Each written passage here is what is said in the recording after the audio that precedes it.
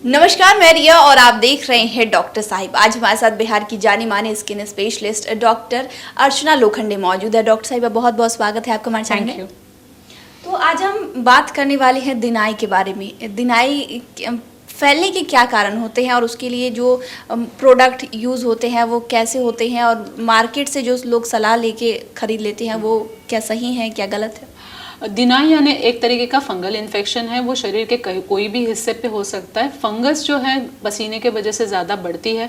तो जो हमारे पसीने वाले भाग है, जैसे अंडर आर्म है, अंडर द ब्रेस्ट है, या अराउंड द ग्रोइन है, बटक है, ये एरिया में ये ज़्यादा कॉमनली होते हैं। आजकल फंगस बहुत ही ट्रीटमेंट रेजिस्टेंट हो गया है पिछले 10 सालों में, क्योंकि लोग बहुत सारे OTC प्रोडक्ट यूज़ करते हैं, स्टीरॉयड बेस्ड क्रीम यूज़ करते हैं, जिसके वजह से फंगस की समस्या बढ़ जाती है। थोड़े दिनों के लिए दब जाती है बट अचानक से ज़्यादा हो जाती है। और स्टीरॉयड बेस्ड क्रीम के साइड इफ़ेक्ट जैसे रेडपन होना या वहाँ पे स्ट्रेच मार्क्स डेवलप होना, कभी खून निकलना, चमड़ी पतली होना, ये सारी समस्याएं होती रहती हैं। तो इससे बचने के लिए जो दवाइयाँ हैं आपको क्वालिफाइड डर्मेटोलॉजिस्ट से लेनी चाहिए, क्योंकि आजकल दवाइयाँ कम से कम 3 से 6 महीने लेनी पड़ती है। बहुत बार ऐसा होता है दवाई छोड़ने के बाद भी लोगों को बार बार प्रॉब्लम होती रहती है। तो कुछ बेसिक चीज़ें हैं, जैसा मौसम है उस हिसाब से हमने कपड़े पहनने चाहिए, क्योंकि बहुत बार हम गर्मियों के मौसम में जीन्स पहनते हैं, तो जीन्स जो है वो धुलती नहीं है, रोज़ बार बार पहनी जाती है, पसीना वहाँ होता है और वो जो कीटाणु है वो हमारे कपड़ों के रेगों में अटक जाते हैं और बार बार इस्तेमाल करने की वजह से वो बार बार होने लगते हैं।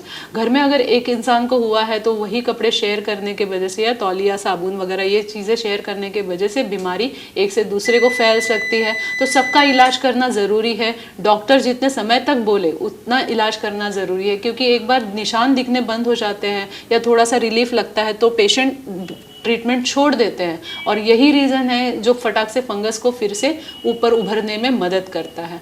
तो दवाई प्रोलॉन्ग समय के लिए लेना, उसके साथ नॉर्मल हाइजीन मेंटेन करना, कपड़े जो है धूप में सुखाने चाहिए, अंदर वाले कपड़े। हमारे पास बहुत बार लोग ख़ास तरीके के महिलाएं बहुत ही शाय होती है, उनको अच्छा नहीं लगता कि बाहर हम धूप में कैसे कपड़े सुखाएं, but sunlight is the disinfectant, तो जो कीटाणुओं को मारने के लिए बहुत ज़्यादा ज़रूरी है।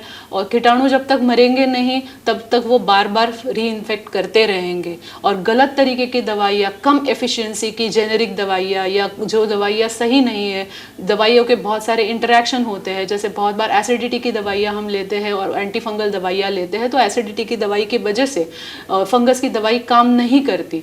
तो ये डॉक्टर ही आपको बता पाएंगे। या किसी को डायबिटीज़ होता है तो डायबिटीज़ की वजह से शरीर की इम्यूनिटी कम हो जाती है और बार बार फंगल की इन्फेक्शन होती रहती है। तो उसके लिए जो प्रिकॉशंस है वो लेना बहुत ज़्यादा ज़रूरी है।